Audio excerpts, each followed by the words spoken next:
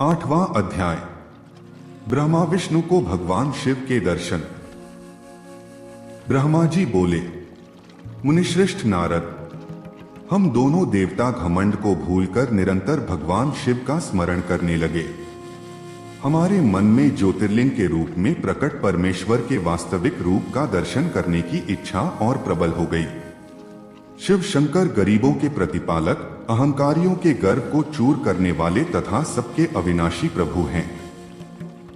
वे हम पर दया करते हुए हमारी उपासना से प्रसन्न हो गए।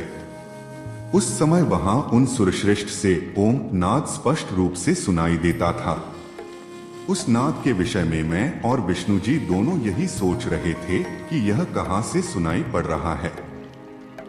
उन्होंने लिंग के दक्षिण भाग में सनातन आदिवर्ण आकार का दर्शन किया, उत्तर भाग में उकार का, मध्य भाग में मकार का और अंत में ओम नाद का साक्षात दर्शन एवं अनुभव किया।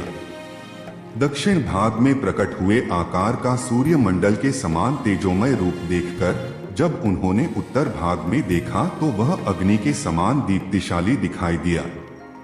तत्पश्चात ओम को देखा जो सूर्य और चंद्रमंडल की भांति स्थित थे और जिनके शुरू एवं अंत का कुछ पता नहीं था, तथा सत्य आनंद और अमृत स्वरूप परब्रह्म परायण ही दृष्टिगोचर हो रहा था। परंतु यह कहां से प्रकट हुआ है? इस अग्नि स्तंभ की उत्पत्ति कहां से हुई है? यह श्रीहरि सोचने लगे तथा इसकी परीक्षा लेने के संबंध में विचार करने लगे।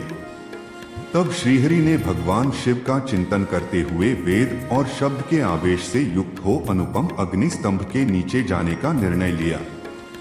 मैं और विष्णु जी विश्वात्मा शिव का चिंतन कर रहे थे, तभी वहां एक ऋषि प्रकट हुए। उन्हीं ऋषि के द्वारा परमेश्वर विष्णु ने जाना कि इस शब्द ब्रह्ममय शरीर वाले परम लिंग के रूप में साक्षात परब्रह्म स्वरूप महादेव जी प्रकट हुए हैं। ये चिंतारहित रुद्र हैं। परब्रह्म परमात्मा शिव का वाचक प्रणव ही है। वह एक सत्य परम कारण, आनंद, अकृत, परात्पर और परमत्रहम है। प्रणव के पहले अक्षर अकार से जगत के बीजभूत अर्थात ब्रह्मा जी का बोध होता है। दूसरे अक्षर उकार से सभी के कारण श्रीहरि विष्णु का बोध होता है। तीसरा अक्षर मकार से भगवान शिव का ज्ञान होता है। अकार सृष्टिकर्ता, उकार मोह में डालने वाला और मकार नित्य अनुग्रह करने वाला है। मकार अर्थात भगवान शिव बीजी अर्थात बीज के स्वामी हैं, तो अकार अर्थात ब्रह्मा जी बीज हैं। उकार अर्थात विष्णु जी योनि हैं।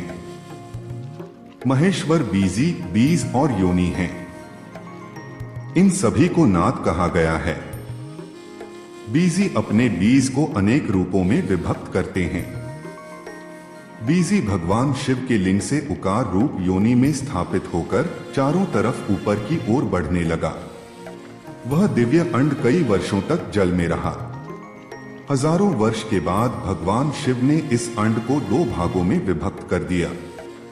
तब इसके दो भागों में से पहला सुवर्णमय कपाल ऊपर की ओर स्थित हो गया, जिससे स्वर्गलोक उत्पन्न हुआ तथा कपाल के नीचे के भाग से 5 तत्वों वाली पृथ्वी प्रकट हुई।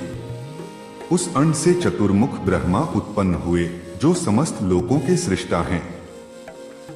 भगवान महेश्वर ही उप व मत्रिविध रूपों में वर्णित हैं। इसलिए ज्योतिर्लिंग स्वरूप सदाशिव को ओम कहा गया है।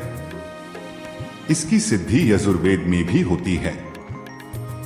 देवेश्वर शिव को जानकर विष्णु जी ने शक्ति संभूत मंत्रों द्वारा उत्तम एवं महान अभ्युदय से शोभित भगवान शिव की स्तुति करनी शुरू कर दी।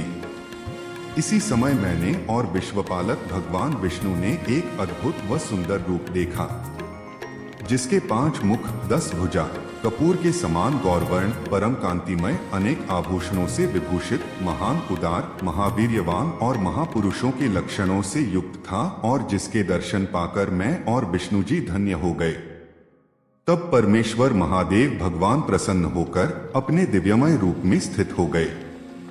अकार उनका मस्तक और आकार ललाट है। इकार दाहिना और इकार बायां नेत्र है। उकार दाहिना और उकार बायां कान है। रिकार दायां और रिकार बायां गाल है। लू लिन उनकी नाक के छिठद्र हैं। एकार और ऐकार उनके दोनों होंठ हैं। ओकार और औकार उनकी दोनों दंत पक्तियां हैं। अं और अ देवाधिदेव शिव के तालु हैं।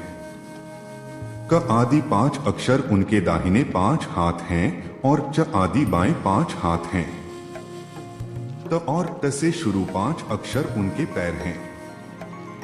पकार पेट है, फकार दाहिना और बकार बायां पार्श्व भाग है। भकार कंधा, मकार हृदय है। हकार नाभि है। यक से सत तक के 7 अक्षर 7 धातुएं हैं जिनसे भगवान शिव का शरीर बना है। इस प्रकार भगवान महादेव व भगवती उमा के दर्शन कर हम दोनों कृतार्थ हो गए। हमने उनके चरणों में प्रणाम किया, तब हमें 5 कलाओं से युक्त ओंकार जनित मंत्र का साक्षात्कार हुआ। तत्पश्चात महादेव जी ओम तत्वमसी महावाक्य दृष्टिगोचर हुआ, जो परम उत्तम मंत्र रूप है।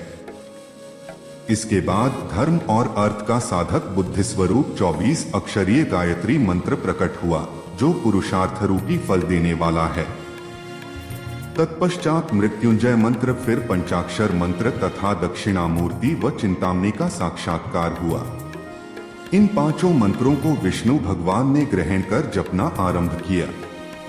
ईशो के मुकुट मणि ईशान हैं, जो पुरातत्व पुरुष हैं, हृदय को प्रिय लगने वाले, जिनके चरण सुंदर हैं, जो सांप को आभूषण के रूप में धारण करते हैं, जिनके पैर व नेत्र सभी ओर हैं, जो मुझ ब्रह्मा के अधिपति, कल्याणकारी तथा सृष्टि पालन एवं संहार करने वाले हैं।